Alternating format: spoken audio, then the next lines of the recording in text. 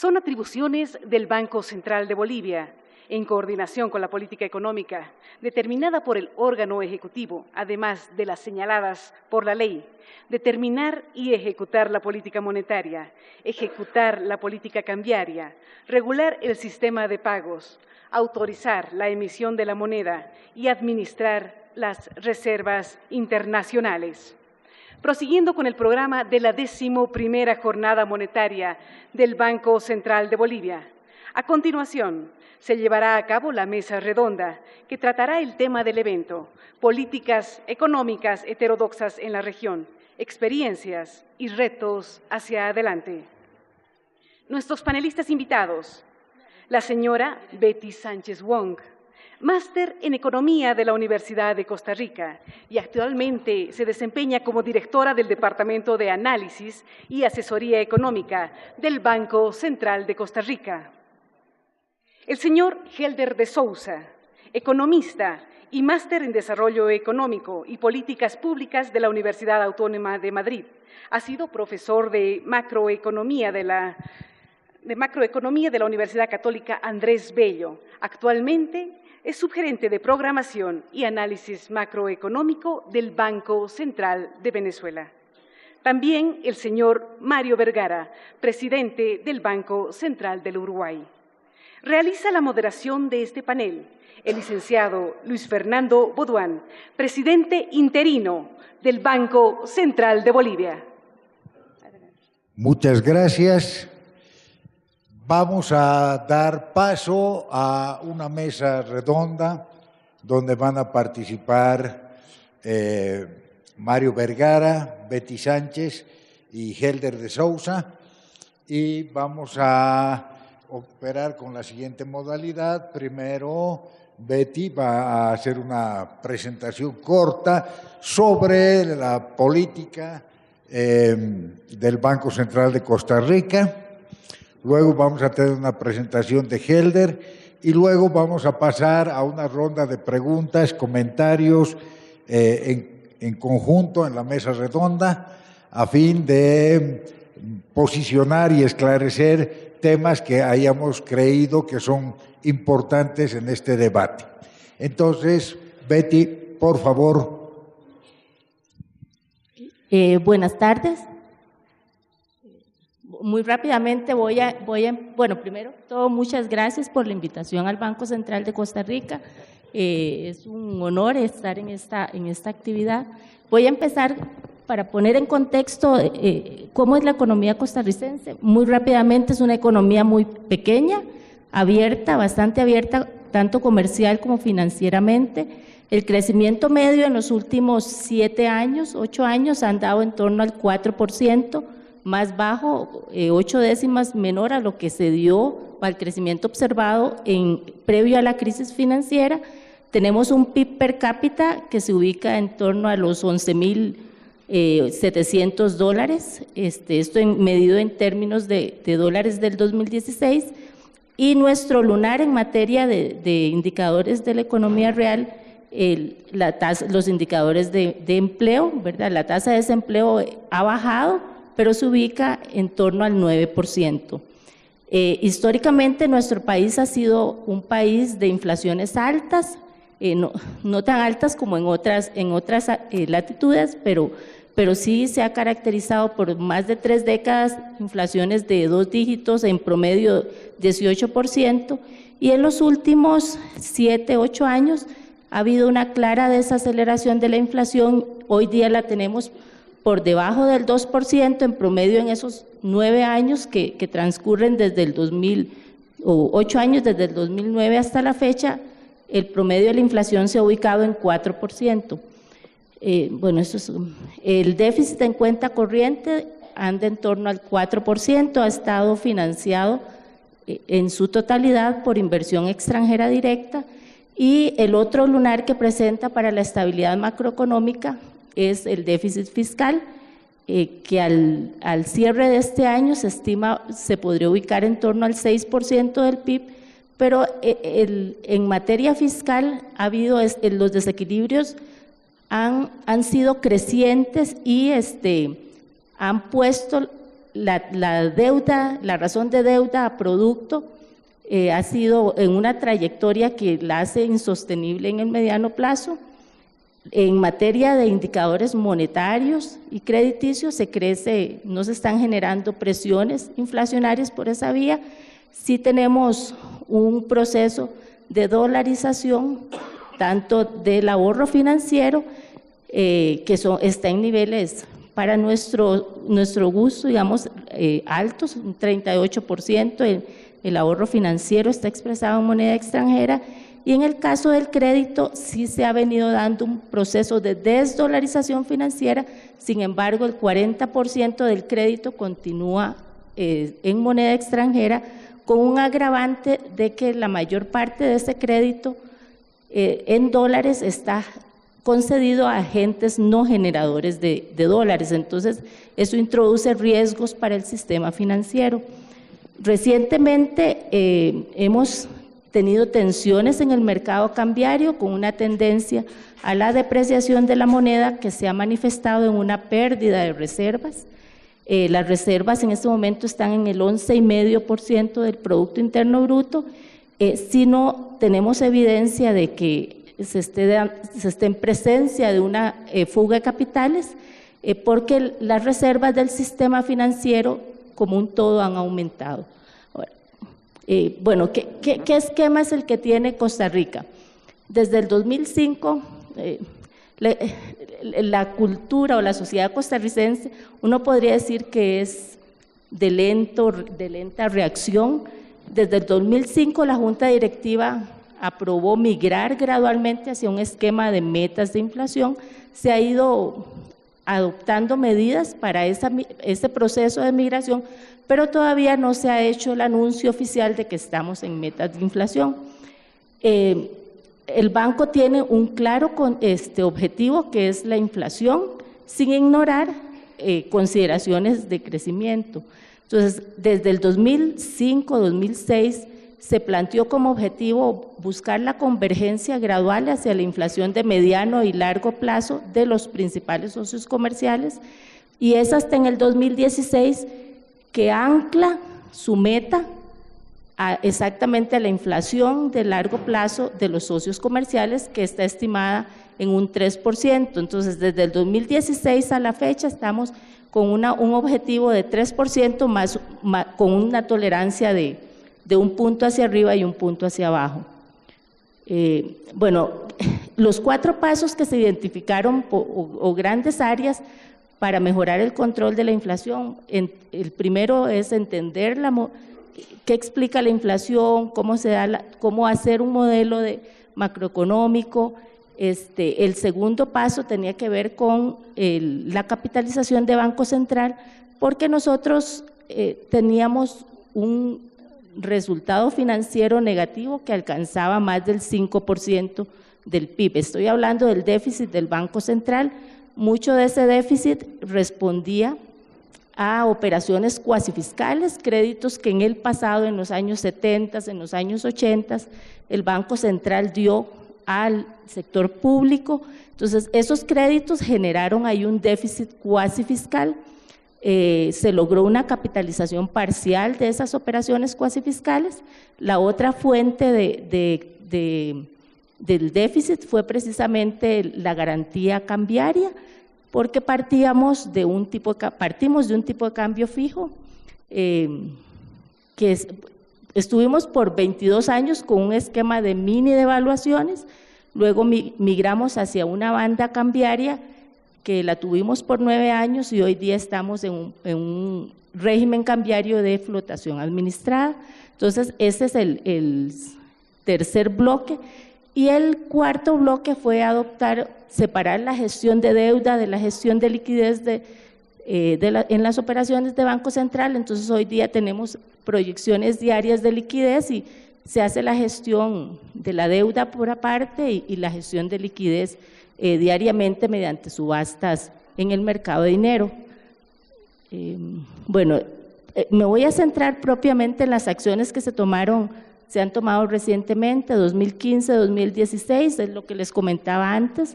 A inicios del 2015 se migró de un esquema de banda cambiaria, que la tuvimos por 9 años, hacia un esquema de flotación administrada, donde en este nuevo esquema el tipo de cambio es mayoritariamente determinado por el mercado, pero el banco se reserva el derecho de intervenir en caso de que se requiera para acotar volatilidades excesivas o cuando la tendencia o el comportamiento del tipo de cambio no guarda coherencia con la trayectoria que dictan sus fundamentales.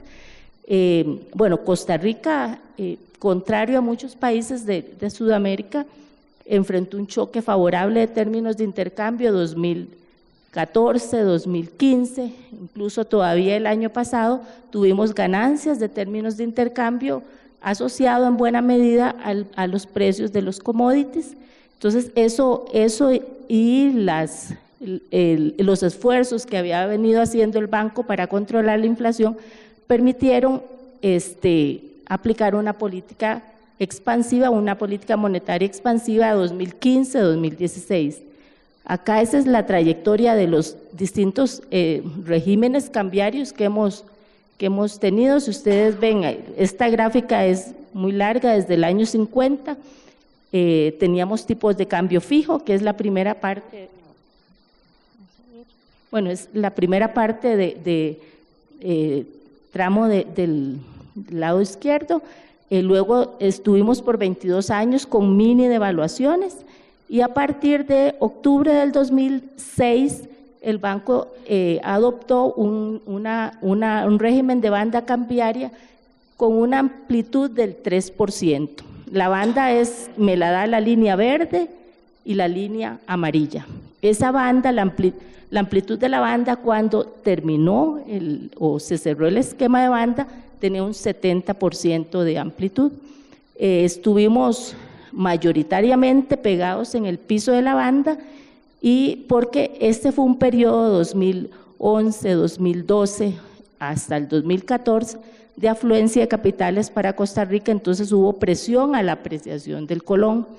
Es hasta en febrero del 2015 que se decide migrar hacia un esquema de flotación administrada, estuvimos con presiones a la apreciación y recientemente lo que tenemos del año pasado, segunda mitad del año pasado a la fecha, lo que hemos tenido es una presión a la depreciación. Bueno, ¿qué pasó en materia de inflación? En la época de la paridad reptante, tuvimos inflaciones superiores al 11% en promedio. Durante la época de la banda cambiaria, en promedio fue del 7%, y del 2015 a la fecha, en promedio esa inflación se ha ubicado en el 0,5% en promedio anual, ¿verdad? Bueno, para enmarcarlos de las acciones que recientemente se han tomado, la presión, como les comentaba, a la depreciación empezó el año pasado, segunda mitad del 2016. Venían variaciones interanuales en el tipo de cambio en torno al 3,5%, 4%, y hacia finales de mayo hubo una fuerte presión que las variaciones interanuales superaron el 10%.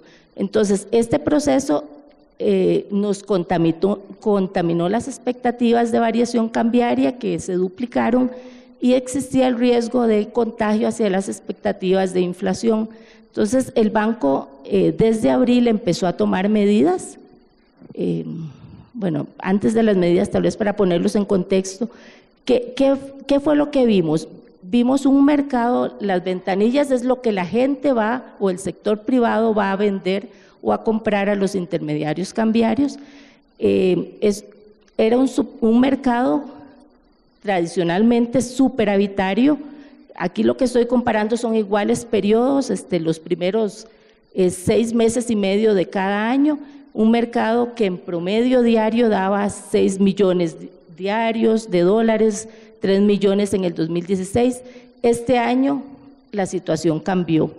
El mercado fue muy seco, no tanto por el lado de la oferta. Las barras grises lo que me dicen es la gente vendiendo dólares, entonces seguían llegando dólares al mercado cambiario, pero lo que incrementa significativamente es la demanda, que son las barras amarillas. Entonces el mercado se nos dio vuelta, o sea, había más demanda que oferta. Eso es lo que explica la presión cambiaria. Por el lado de las cuentas reales no se observaban presiones significativas, pero sí por el lado de las cuentas financieras. Entonces lo que teníamos era movimientos que se reforzaban.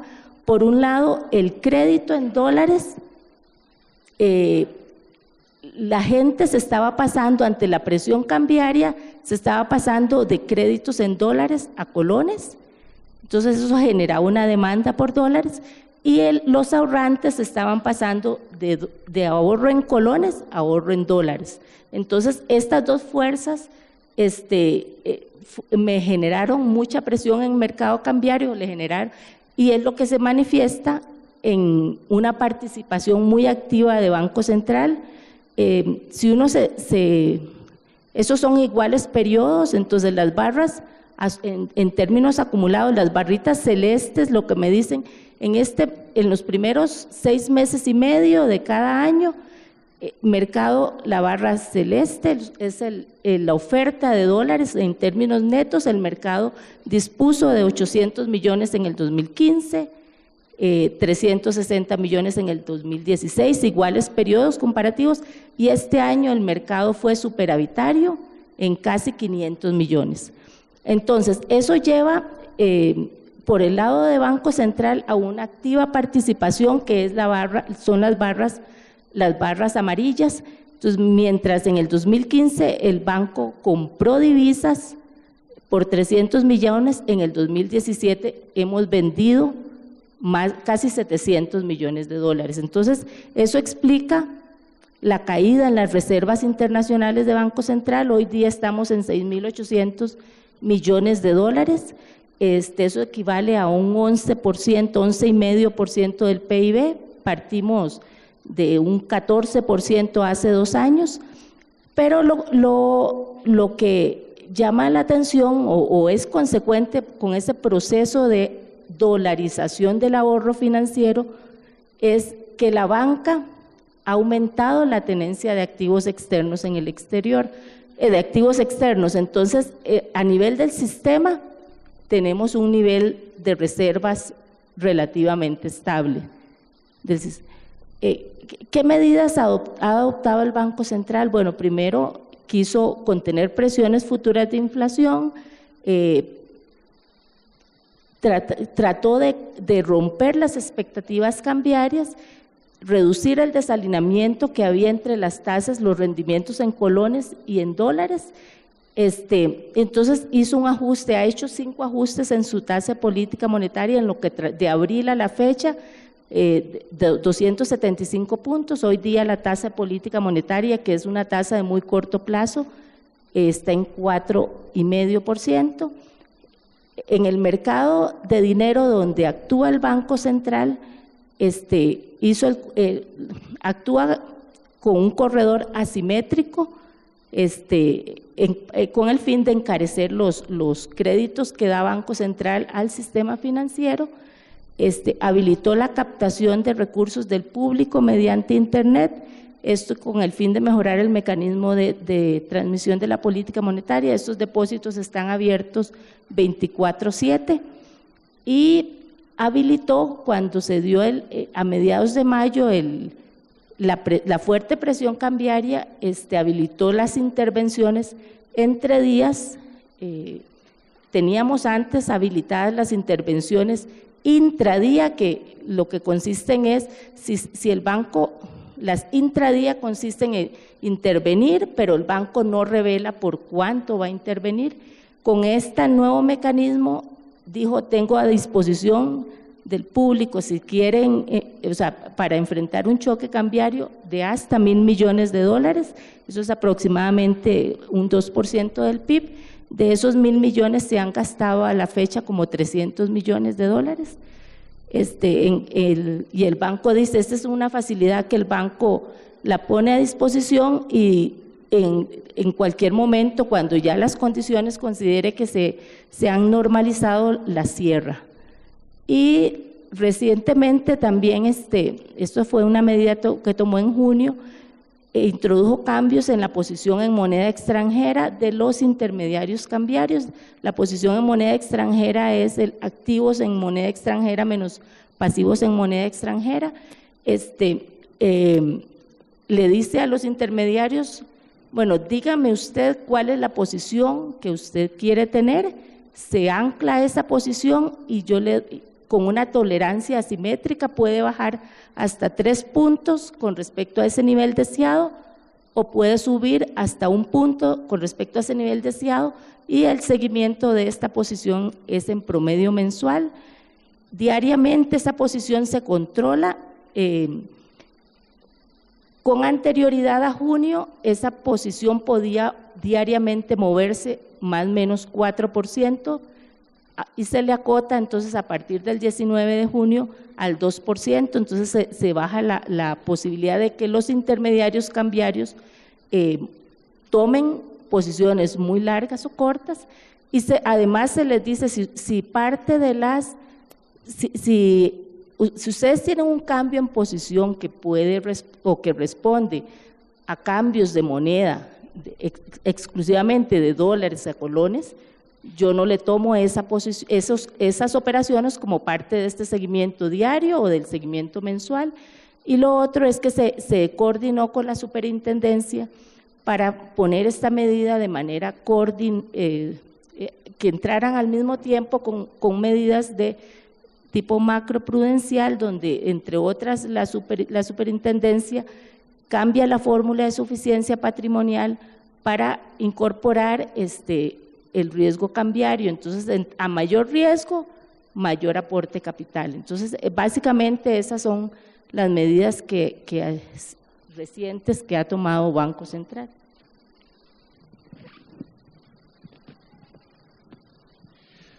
Muchísimas gracias, Betty. Muy interesante la presentación. Vamos a tener tiempo para hacer un pequeño debate sobre esto. Le voy a ceder la palabra a Helder de Souza para su presentación. Buenas tardes. Primero, bueno, en nombre de las autoridades, agradecido con el Banco Central de Bolivia, y nosotros en particular agradecidos con la ciudad, con el país. La acogida ha sido perfecta, estupenda. Gracias. Y bueno, la presentación que estamos trayendo aquí está enmarcada en qué ha hecho el Banco Central en materia de políticas heterodoxas de acompañamiento al Ejecutivo Nacional, ¿ok? Y, a ver, por aquí, a ver, disculpen. Y una breve reseña de lo que hicimos en los años 2000, cuando experimentamos el boom de términos de intercambio que la mayoría de nuestros países de América del Sur lo vivieron, es, en principio, coadyuvar al Ejecutivo Nacional en primero satisfacer el déficit social que veníamos arrastrando los últimos 20 años, ¿ok?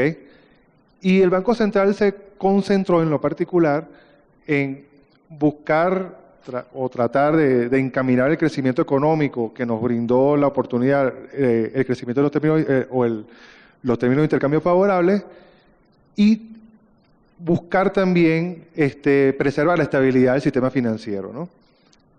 Entonces, en principio, quisimos acompañar al Ejecutivo Nacional en democratizar el crédito, ¿ok?, en la bancarización de los sectores más desfavorecidos de la ciudad, y garantizar también el acceso al crédito a los sectores productivos que creemos que eran los más prioritarios, ¿ok? Y por el otro lado, tener herramientas que nos permitieran inmovilizar a través de política monetaria, a través de, como por ejemplo, operaciones de mercado abierto, o a través de política de encaje legal, que no es muy ortodoxa dentro de los bancos centrales, tratar de inmovilizar cuando sea necesario recursos líquidos para evitar presiones, ¿ok? En el choque externo de la crisis financiera mundial en el 2008-2009, bueno, nosotros sufrimos, además de la caída de los ingresos petroleros, generaron crisis o unas mini crisis en la oferta de liquidez, y eso generó también la necesidad de llevar a cabo un proceso ordenado de redimensionamiento del sistema financiero, ¿ok? Entonces, aquí coadyuvamos también a generar un proceso de fusiones bancarias y reacomodar el tamaño del sistema financiero a esta nueva realidad. Además de eso, dentro del acceso, aquí al margen, el acceso de los créditos a los sectores productivos, el acceso al crédito en condiciones ventajosas, se establecieron también carteras dirigidas a través de la banca para lograr ese cometido, que lo vamos a explicar un poco más adelante. Ahora, a partir del 2014, desde el año 2014, estamos experimentando un importante choque de los términos de intercambio, y eso, si bien en el 2008-2009 teníamos suficientes fortalezas en términos de activos externos para afrontar ese choque, ya en el 2014 no teníamos la misma flexibilidad o la misma holgura para enfrentar esa caída de los términos de intercambio. Y eso se reprodujo o se ejemplifica con la trayectoria de nuestra economía reciente. Hemos sufrido caídas del producto relativamente importantes, incremento de las tasas de inflación, debido a la caída de la oferta agregada en general, tanto de bienes importados como de bienes nacionales. En este contexto, el Banco Central lo que ha hecho es adaptarse para evitar de ser contracíclico, ¿ok? Entonces, aquí se ha venido acompañando al Ejecutivo Nacional, primero en seguir velando por la estabilidad del sistema financiero, segundo, seguir garantizando, ¿okay? aunque en estas circunstancias sean más difíciles, seguir garantizando el financiamiento de los sectores productivos y en materia de activos externos, bueno, siempre el uso racional, o sea, hemos tenido que desacumular activos externos para que la República siga enfrentando los compromisos financieros externos, ¿ok? Que en esta parte, en estos últimos 3 años, ha sido realmente oneroso en términos relativos con respecto a los ingresos petroleros. Y además de eso, en permanentes conversaciones o relaciones con el Ejecutivo Nacional para tratar de cerrar los diferentes desequilibrios, ¿ok? Y bueno, la política cambiaria se ha venido ejecutando diferentes acciones para tratar de mitigar esos problemas del choque externo. Entonces, nosotros vamos a resumir esta presentación en 2 aspectos. Primero, la estructura de las tasas de interés, una breve historia de lo que hemos hecho a partir del 2003, 2005 sobre todo, y cómo se ha canalizado el financiamiento de los sectores productivos estratégicos del país.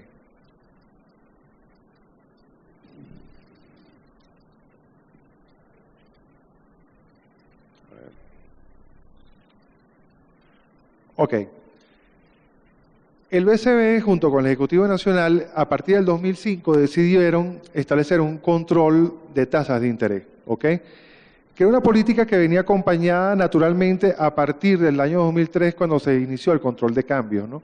Que si bien el control de cambio, o sea, nosotros somos una economía abierta en lo comercial, el control de cambio de alguna forma mitigó un poco los vaivenes del mercado, los mercados financieros, pero sin embargo, o sea, los desequilibrios a veces no escapan cuando los embates de la economía mundial son muy tan fuertes.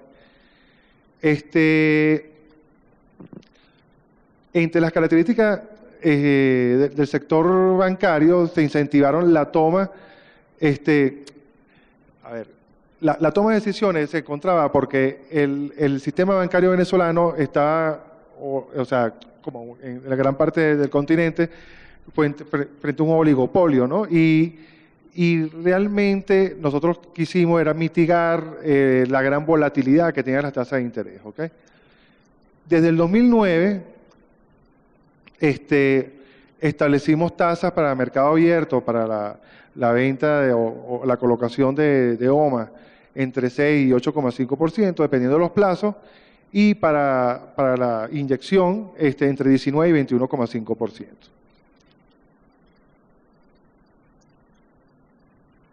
Entonces, si se pueden fijar, bueno, aquí esta gráfica está larga desde el año 97, en el año 2003 empezó el control de cambios, consistentemente, dado el control de cambio, eso generó una disminución natural vía mercado de las tasas de interés, pero todavía tenía cierta volatilidad, y a partir del año 2005 se introdujo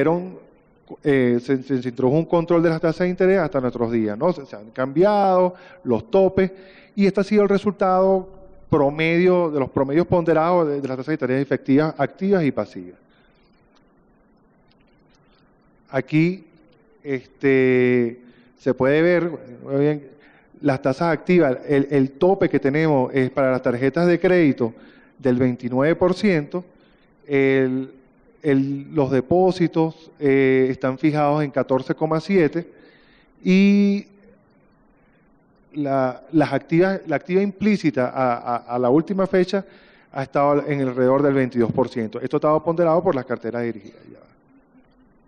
Las tasas de referencia de la política monetaria, como pueden observar, bueno, han cambiado poco durante todo este trayecto, y básicamente porque la política monetaria enmarcada en inmovilizar parte de la liquidez se ha ayudado mucho en la política de encaje, que ha sido muy dinámico, que más adelante lo vamos a ver. Entonces, aquí hay un cuadro resumen de todas las tasas de interés. Absorción entre 6 y 8,5 dependiendo de los plazos, inyección entre 19 y 21,5. Y las tasas bancarias, la máxima es de 29 para tarjeta de crédito, la activa fuera de tarjeta de crédito es 24, y para los depósitos ha estado entre 12 y 14,5% para los depósitos de plazo fijo.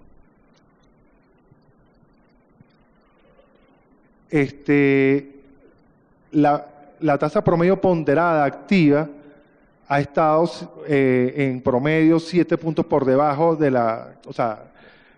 por debajo del tope máximo, ¿ok? Y aquí están las diferentes tasas que se han aplicado a los sectores estratégicos de la economía. En el caso de la tasa agrícola, podemos observar que está en 12,9, la manufacturera en 17, para el caso hipotecario, que está bajo varias modalidades, la máxima es 11,2, y para el turismo 12,2. Y a los otros destinos económicos que en teoría no son dirigidos, de crédito dirigido, la del comercio es 23,8, la de vehículos 22,6 y la del crédito, bueno, el 29 que habíamos hablado, pero la tasa efectiva es 28,7. Ahora, los mecanismos de financiamiento socioproductivo, la ley del banco nos permite realizar, o sea, primero podemos dirigir el crédito a través de la banca comercial y además comprar activos de empresas públicas, ¿ok? En el caso de las tarjetas, de las carteras dirigidas, como habíamos dicho, el sector agrícola, hipotecario, manufacturero y turismo han sido los favorecidos, y también las microempresas dentro de la parte manufacturera. Entonces, el mecanismo está en el establecimiento de topes de un porcentaje mínimo sobre la cartera total de la banca, ¿ok? Para cada sector. Y eso se hace en acuerdo con el Ejecutivo Nacional a través de los ministerios que supervisan los diferentes sectores. Entonces, para el caso de la cartera agrícola, la proporción exigida sobre los créditos brutos es del 22% de la banca. Claro, estos son los porcentajes de referencia son con respecto a 2 años anteriores, 1 año anterior, ¿ok? Para el caso hipotecario, el 20%, el caso de manufactura 8%, microcrédito 3% y turismo 2,5%. Esto, teniendo una foto anual entre mayo de 2017, o sea, 16 y 17, Sobre la cartera bruta, la agrícola está representando 15,8%, la hipotecaria 3,9%, la microempresa 3,1%, turismo 1,9%, manufactura 7,9% y el total de cartera dirigida ahorita están representando, eso fue en el 2016, 32,7%. Y ahorita, en el año 2017, están representando el 27%. Esto es un poco más de las tasas para los sectores productivos, lo habíamos ya nombrado. Y aquí está la estructura sobre la cartera global, ¿ok? Aquí están las mismas proporciones, visto en barras, el 25,2 que habíamos hablado. Y con respecto a las alternativas de financiamiento que el BCB ha impulsado de manera ya directa, el directorio puede decidir condiciones especiales de plazo y tasa de interés para créditos directos, ¿ok? Entonces, el Ejecutivo Nacional puede solicitar créditos para impulsar planes de desarrollo, planes de inversión especiales, y el Banco Central puede adquirir estos activos, ¿ok? A condiciones especiales. Y por su parte también, también el directorio puede, en momentos especiales, cambiar las estructuras de los créditos dirigidos. Entonces, por ejemplo, además que el Banco Central ha utilizado también en conjunto, y de acuerdo con la banca, para hacerlo más atractivo, que pueden utilizar parte de los fondos inutilizados en el encaje, ¿ok?, obligatorio, para la adquisición de títulos que vayan a financiar planes especiales de vivienda o agrícola. Entonces, durante los últimos años se han hecho diferentes planes para lograr este cometido. Y en términos del encaje, para lo que les hablaba de lo dinámico que ha sido la política de encaje, la línea azul es la línea, representa el encaje efectivo, ¿no?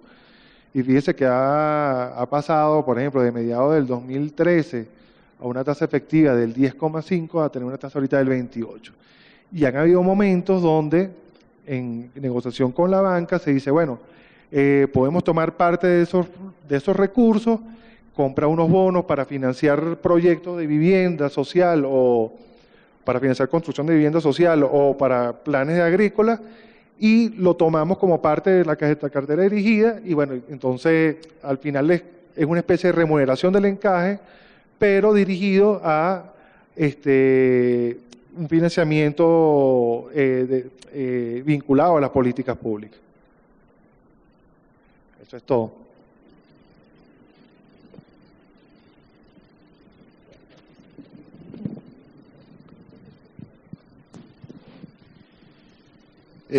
Muchísimas gracias, Helder. Quisiera, en primer lugar, escuchar los comentarios de Mario Vergara a las dos presentaciones. Yo también tengo algunas preguntas. Por favor, Mario.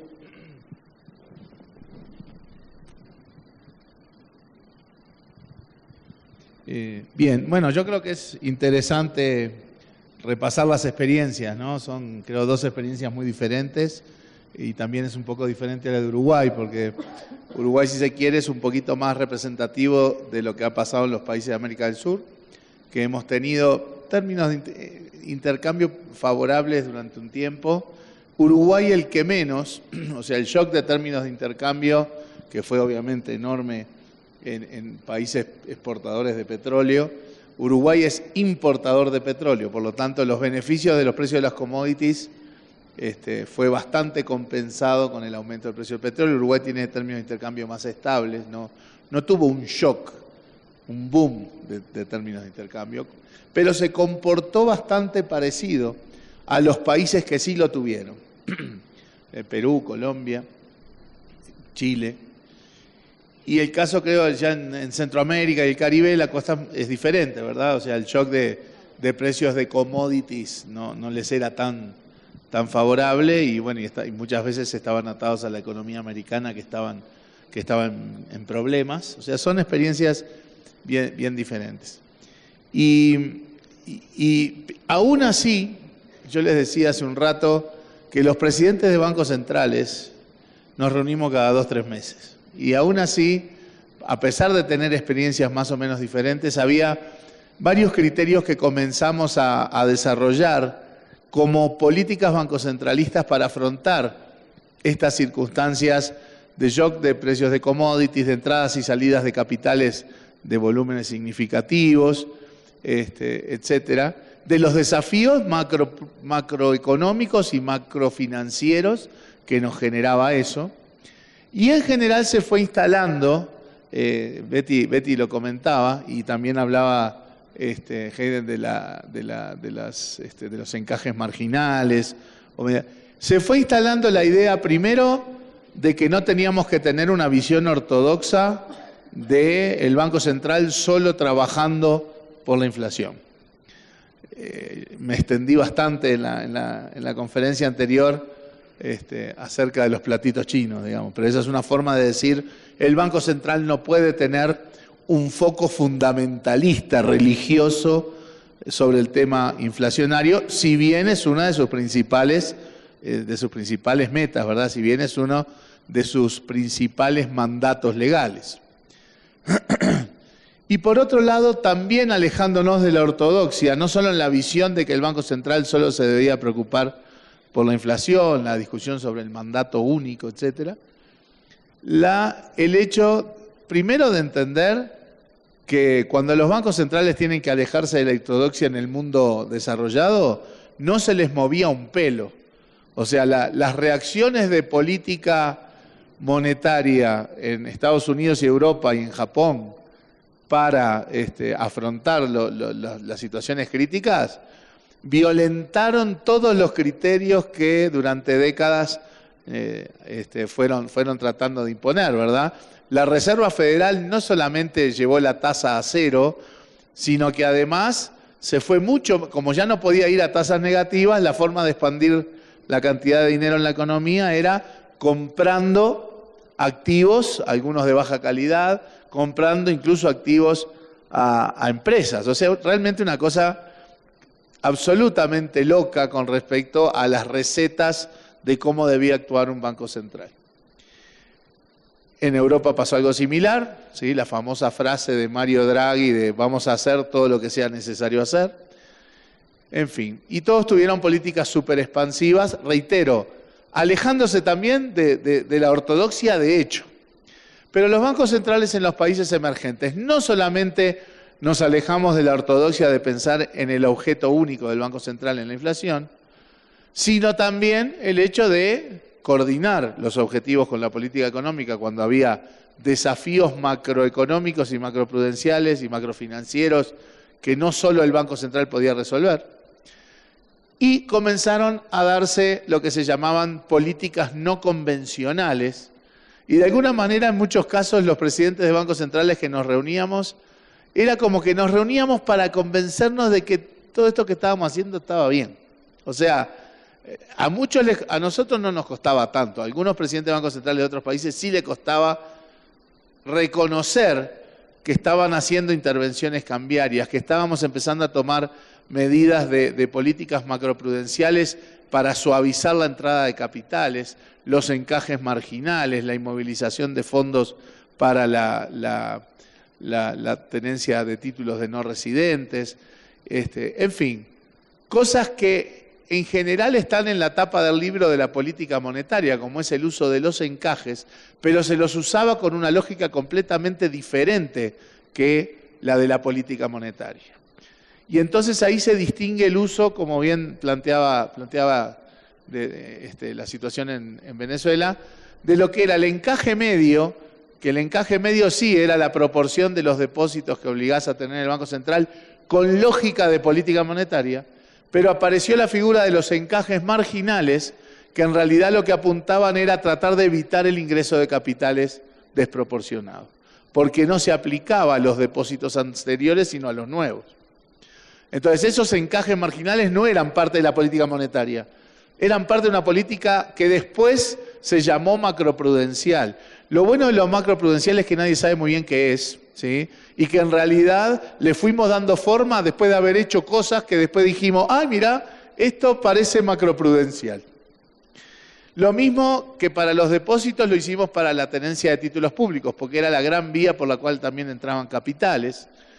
Y entonces se generó una especie de encaje marginal que en Uruguay le llamamos fondos inmovilizados, pero que no era otra cosa que la de mantener inmovilizados como un encaje una parte de lo que los no residentes compraban de títulos públicos. En Uruguay fue bastante interesante imponer esa medida porque Uruguay fue un país muy abierto financieramente desde la década del 70. Ya en el 74 se plantea la apertura de la cuenta financiera de la balanza de pagos. En el 78 ya se habían eliminado las tasas de interés múltiples. O sea, era un país con una tradición muy larga, además de igual tratamiento de residentes y no residentes en el terreno financiero. Y esta imposición de los fondos inmovilizados para no residentes tenedores de títulos públicos era la primera medida discriminatoria, si se quiere, entre residentes y no residentes desde el año 78. Pero a lo que voy es que la situación nos fue llevando, nos fue obligando a ver el mundo con una visión mucho más heterodoxa que la de los manuales, a ver el Banco Central con objetivos básicos, pero también contribuyendo al conjunto de los objetivos de la política económica, coordinando las políticas, tanto la monetaria, la fiscal, como las políticas de deuda, porque a esta altura son los ejecutivos, o sea, los gobiernos y los bancos centrales, porque además en los momentos de crisis es cuando todo el mundo mira para los bancos centrales. Yo a veces razono algo así como que el Banco Central es como el juez de fútbol, ¿no? Está todo bien cuando nadie se acuerda que hay un juez en el partido. Pero cuando hay problemas, ahí todos vamos al juez. Bueno, con los bancos centrales pasa algo parecido. En tiempos tranquilos, si el Banco Central pasa desapercibido, es lo mejor que puede pasar.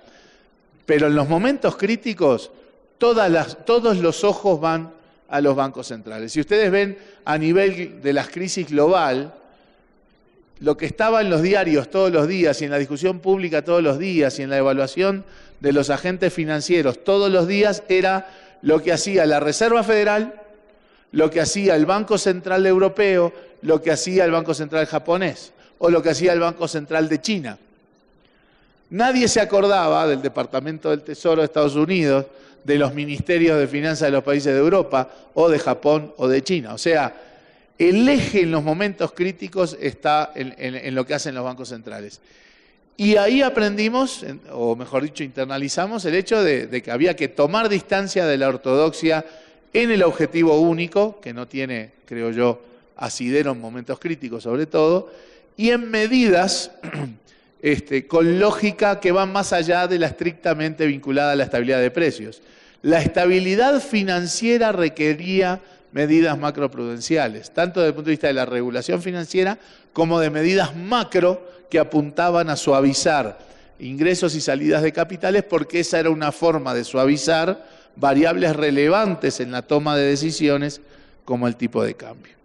Y la peripecia de cada uno de los países es diferente, pero en la lógica de razonar esto de manera integral en los objetivos y de comenzar a desarrollar lo que en su momento se llamaron políticas no convencionales en los bancos centrales, creo que todos en América Latina y también en los países desarrollados avanzamos con mayor o menor éxito, con mayor o menor profundidad en casi todos los países. Y un punto adicional, si me permitís, es el tema, que tú hablabas del tema contracíclico, el tema de comenzar a ver las cuestiones en términos cíclicos con la perspectiva de la administración y manejo de riesgos que hablaba hoy, ¿verdad?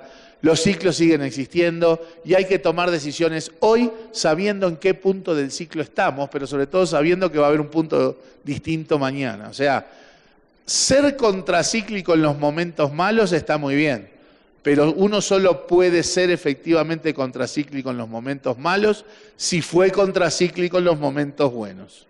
Si uno despilfarra en los momentos buenos, después no tiene espalda financiera, no tiene plataforma para ser contracíclico en los momentos malos, sin generar trayectorias insostenibles de las cuentas públicas y de la deuda pública. Por lo tanto, la belleza de la contraciclicidad no hay que empezar a verla cuando todo está mal. Hay que empezar a verla cuando todo está bien, porque ahí es donde generamos los colchones y las capacidades para poder ser contraciclos cuando es aún más necesario, que es en los momentos malos del ciclo económico. Muchas gracias, Mario. Tengo unas preguntas y comentarios para los tres. En el caso de Mario, Mario ha hecho una presentación que a mi gusto, digamos, propone preocupaciones que están muy al interior solamente del ámbito monetario y en algunos casos preocupaciones que a mi gusto también deberían preocuparnos un poco más adelante, ¿no? Es decir, la evolución del sistema de pagos, es verdad, Noruega y otros países han llegado prácticamente a eliminar el billete como medio de pago. Y claro, esa es una discusión que pasa definitivamente por tres parámetros que son confianza, tecnología y seguridad, y que los países a su modo y a su ritmo han ido avanzando. Nosotros mismos en Bolivia tenemos avances interesantes en el sistema de pagos y nuestros costos de transacción se van también disminuyendo progresivamente con la evolución de nuestro sistema de pagos, pero la verdad es que para nosotros ese es un tema que lo hacemos porque hay que mirar el futuro, pero no es un motivo de preocupación. Yo quiero acordarme de Dieter Sengas, no sé si lo conocen, un economista alemán, que dijo que cuando empezaron juntos Finlandia y Uruguay estaba en mucho mejores condiciones para desarrollarse que Finlandia. Pero sencillamente Uruguay mantuvo un patrón de concentración del ingreso invariable que no permitió que haya un desarrollo productivo amplio, diversificado y de base ancha, y por lo tanto quedó rezagado en el ancla de América Latina, que es la falta de distribución. En cambio, Finlandia hizo una reforma agraria radical y una apertura de oportunidades a toda la población, programas educativos y de transformación productiva muy importante, y a pesar de ser un país pequeño, hoy se cuenta entre los primeros. Siendo eso así, digamos, en el caso de Uruguay, que muchas veces se ha dicho que es la Suiza de América, ¿cómo se entiende que Uruguay en sus resultados, digamos, en estos últimos años no se haya despegado de América Latina, sino que se haya mantenido dentro del promedio y a veces debajo? Esa para Mario. En segundo lugar, quiero hacer un comentario y pregunta para Betty.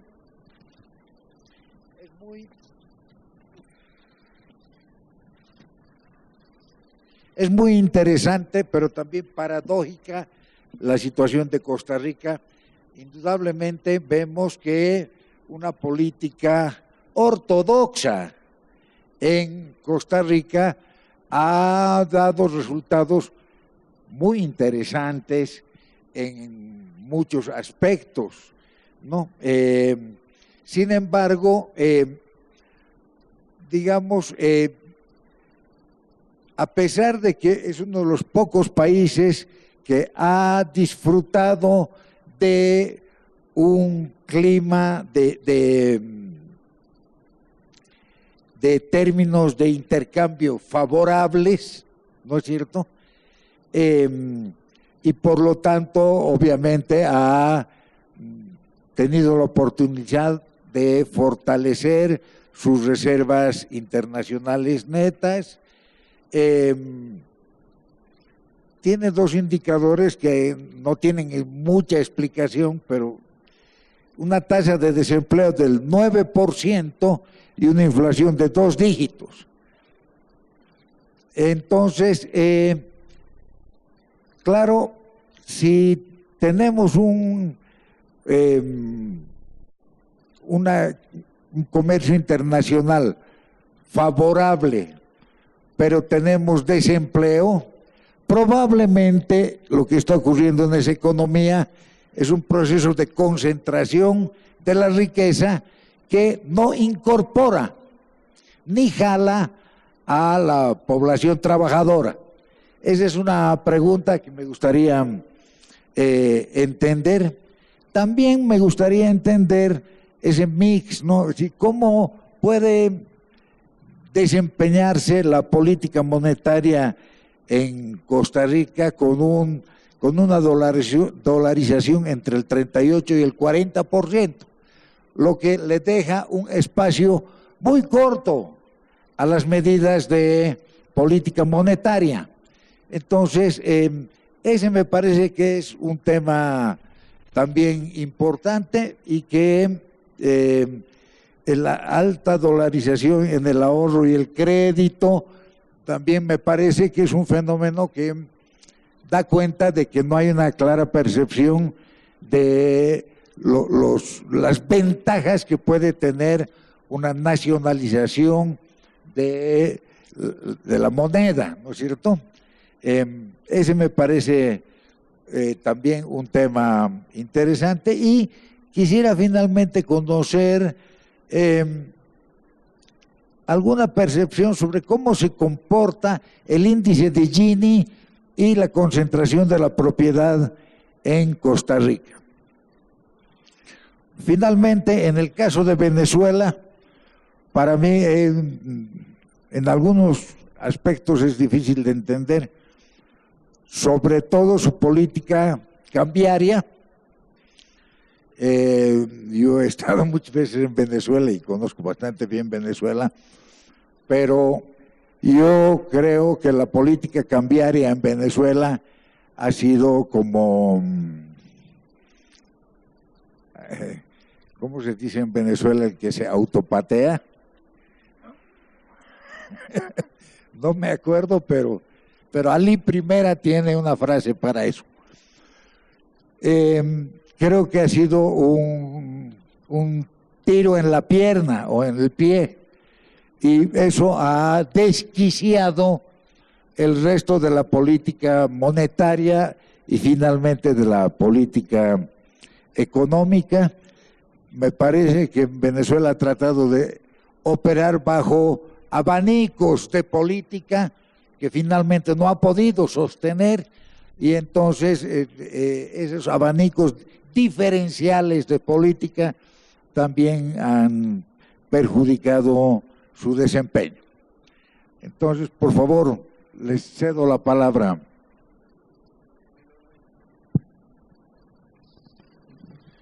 Bien, bueno, tengo algunas visiones discrepantes con lo que es la formulación de las propias preguntas, ¿no? En primer lugar, te agradezco que nos pongas como referencia a Finlandia, porque creo que eso es positivo para plantearnos objetivos de desarrollo y crecimiento, y también de equidad. En entender por qué Uruguay tuvo una tan paupérrima gestión o resultados económicos desde mitad del siglo XX hasta casi el final del siglo XX, Luis Bertola, que es historiador económico, podría darte múltiples razones. Lo que tú mencionabas o traías a colación vinculado a la concentración del ingreso probablemente sea más resultado del proceso de cuando Uruguay financió el proceso de industrialización a base de exportaciones de lana, y después el precio de la lana se desplomó de manera drástica, y en momentos de estancamiento productivo Uruguay se favoreció mucho con las guerras. Cuando se acabaron las guerras nos costó mucho más la inserción externa, y en momentos de estancamiento productivo justamente hay muchas interpretaciones asociadas al inicio de la pugna distributiva, que bueno, distribuir cuando la torta no crece genera problemas, y en Uruguay, entre otras cosas, generó alta inflación, destrucción de capacidades, etcétera. Y Uruguay tuvo una historia de medio siglo, digamos, realmente con resultados muy magros. Entre otras cosas porque había reglas de juego también que llevaban a eso. El Uruguay durante esos momentos de pugna distributiva funcionaba con un esquema clientelar de discrecionalidad, con tipos de cambio múltiples. A cada uno se le fijaba el tipo de cambio en función de la cara del cliente y sobre todo en función del acceso de esos clientes al poder político. Bueno, esas cosas han cambiado sustancialmente en Uruguay en el siglo XXI, se han hecho un cúmulo de reformas estructurales que hacen que en los últimos 12, 14 años Uruguay tenga una tasa promedio de crecimiento en el entorno del 5%, que además en Uruguay es prácticamente el crecimiento per cápita, porque como somos en algunos rubros un poco haraganes, nuestra población no crece, que a veces hay que tomar en cuenta eso para compararlo con crecimientos en países donde la población crece un 2% o cosas por el estilo. Aún así, Uruguay en la última década ha tenido un proceso de crecimiento que derramó en el terreno social. El salario, después de la crisis, que se había deprimido obviamente el salario, la producción, el empleo, no solamente hubo una recuperación muy importante del empleo, el salario real creció más del 50% en una década, que por cuestiones de reformas en el terreno de las relaciones laborales habilitó a que el crecimiento de la economía también derramara en bienestar de los trabajadores. Y Uruguay tiene el nivel de PIB per cápita más alto de América Latina, tiene el mejor indicador de equidad, el índice de Gini más bajo de América Latina. Por lo tanto, tampoco creo que, digamos, la perspectiva o el punto de partida sea tan negativo. Sí tenemos la preocupación de que en este mundo que está cambiando con esta rapidez y con estas características, sostener resultados en el terreno productivo, en el terreno social, implica desafíos muy grandes en áreas que no son fáciles de implementar, ¿verdad? Como en el terreno educativo, en la inserción externa, etcétera, etcétera. Uruguay creció mucho en esta década, como decía hoy, no porque hubiera tenido el mismo impacto de los términos de intercambio que tuvieron prácticamente todos los países de América Latina. Uruguay no tuvo un shock de términos de intercambio. ¿Nos favorecieron los precios de commodities? Por supuesto que sí, eso nadie lo niega. Pero también tuvimos que comprar petróleo a $140 a los amigos acá. O sea, los términos de intercambio en Uruguay son bastante estables y por lo tanto no tuvimos el shock de ganancia de términos de intercambio que tuvieron la inmensa mayoría de los países de América Latina, sobre todo aquellos exportadores de commodities, de minerales, de metales. Nosotros somos más bien exportadores de alimentos.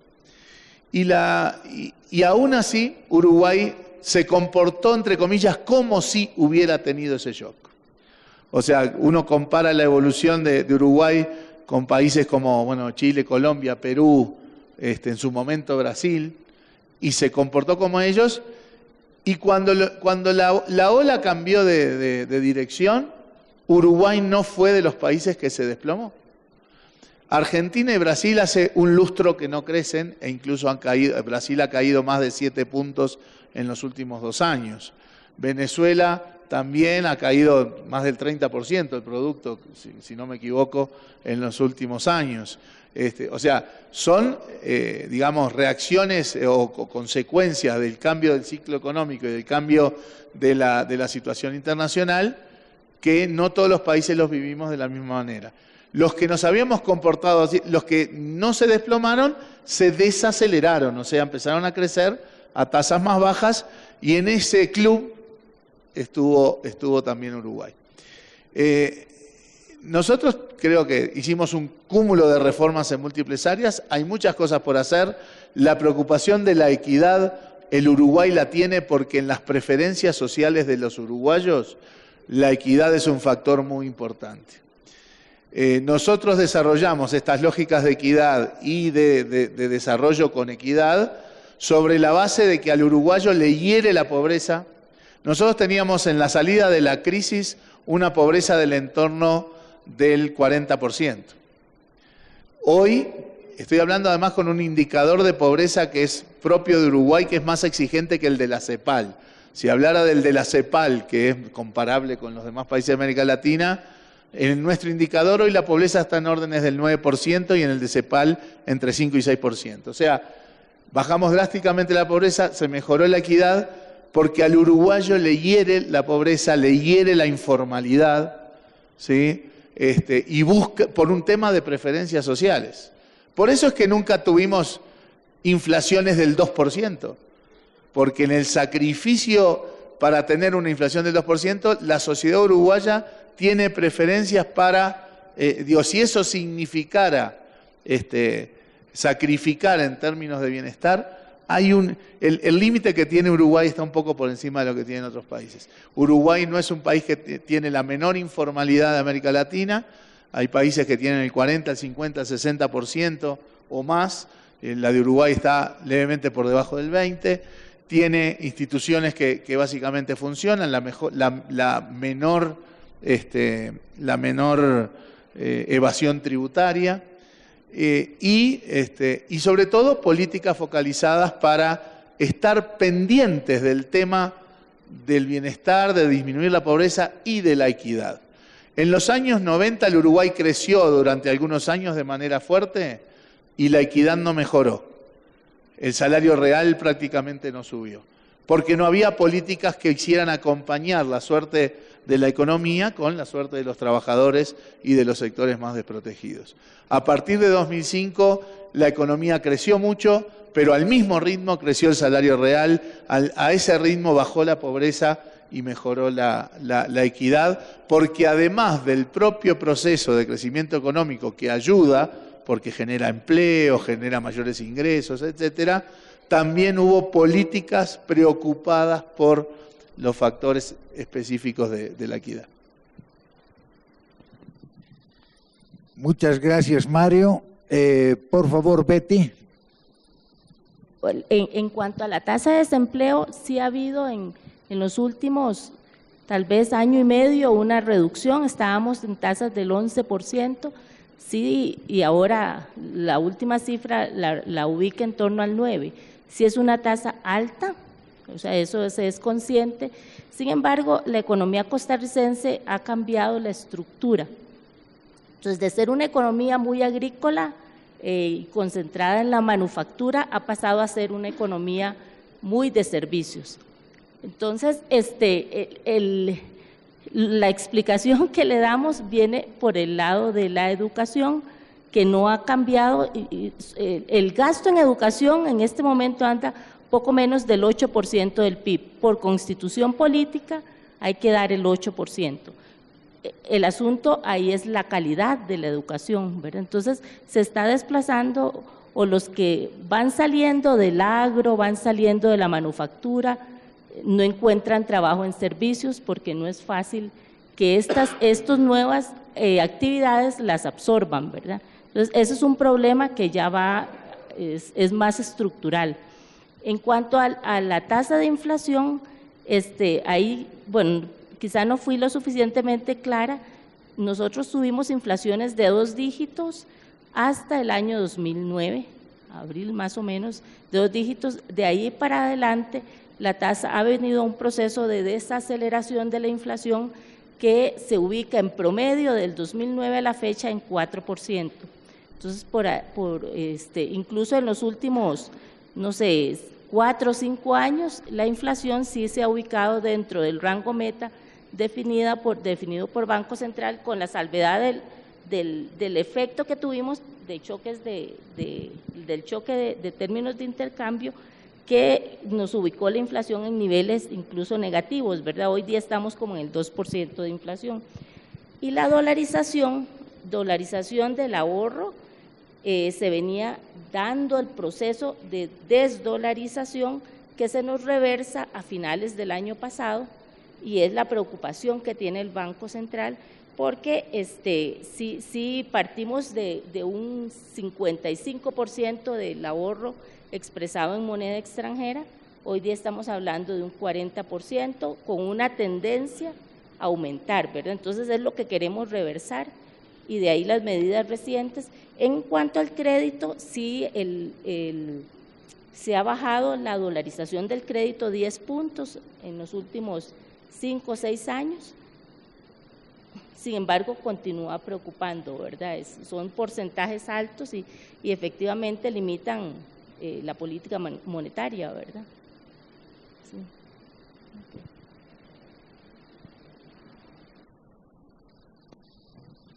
Muchísimas gracias, Betty. Helder. Bueno, en realidad, bueno, la política cambiaria ha sido uno de nuestros talones de Aquiles, si se quiere, ¿no? O sea, en realidad, la adopción del control de cambio del 2003 estuvo justificada por todo lo que fue el ataque político que sufrimos con el paro petrolero, ¿no? A finales del 2002, ¿no? Eso generó un ataque a la moneda gigantesco. Las exportaciones petroleras se redujeron por este efecto de la huelga petrolera, y el Estado toma la decisión de tomar esta medida, ¿no? Cuando se resuelven los problemas y los términos de intercambio nos favorecen, de alguna forma no era tan inconsistente la política cambiaria o sea, era relativamente consistente con el flujo de divisas que está ingresando al país, ¿no? O sea, al igual que los demás países de América Latina o de gran parte de los países de América del Sur, nuestra moneda sufrió una apreciación consistente con esos cambios en los términos de intercambio. Sin embargo, buena parte, y obviamente nosotros no escapamos a los grupos de presión, grupos tomadores de renta que se presentan en nuestros países, cuando los vientos cambiaron, sobre todo a partir de la crisis financiera, sí se empezaron a hacer ajustes en el sistema cambiario. Obviamente siguen siendo heterodoxos, buscando de cerrar las brechas, de buscar de frenar los desequilibrios, pero sin embargo, sobre todo a partir del año 2014, el cierre o la restricción externa a la que estamos sometidos, inclusive al cierre de los mercados financieros,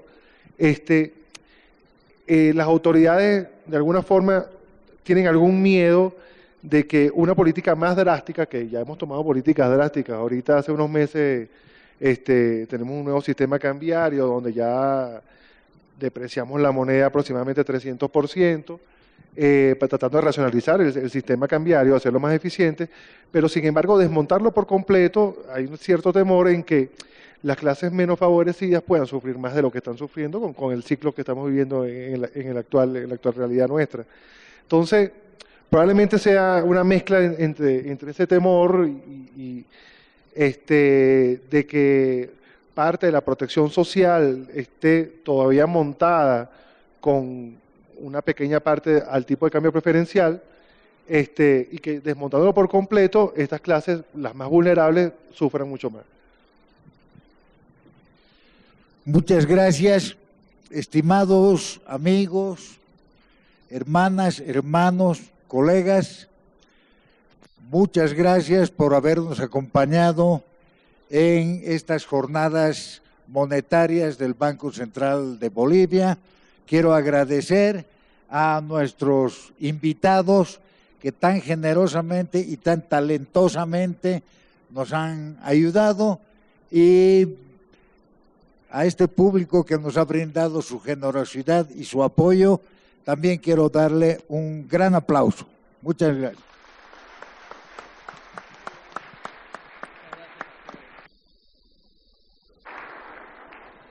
De esta manera ha concluido la 11ª jornada monetaria del Banco Central de Bolivia. No sin agradecer antes la participación de los distinguidos expositores que han engalanado en sus dos partes este evento.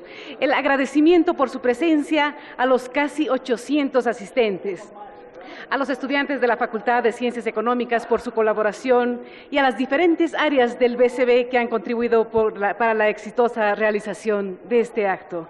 Muy buen resto de jornada. Buenas tardes. Permiso.